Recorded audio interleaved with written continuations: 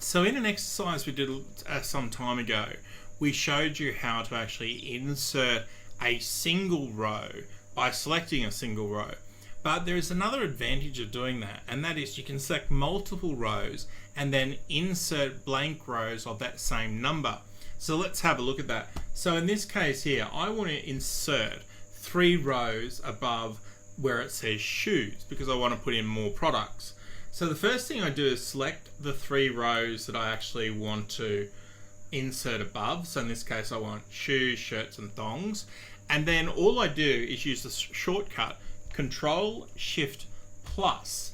And what it then does is it inserts the same number of rows above where it was. So in this case here now, I could put in baby items. Next down we could go with something like cots and socks. We'll just format those correctly. Add in a couple of quantities here.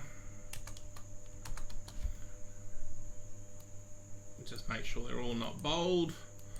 And we'll say baby items, $9.99, $5. Oh, cots are going to be a little bit more expensive than that, so $2.99. Socks will be $2.99. And then we can just simply go in and do our totals again. Equals C5 times D5.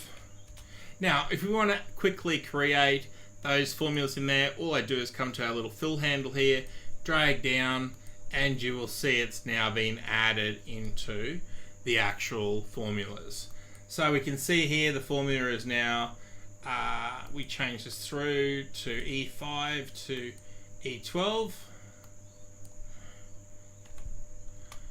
And it's all now updated.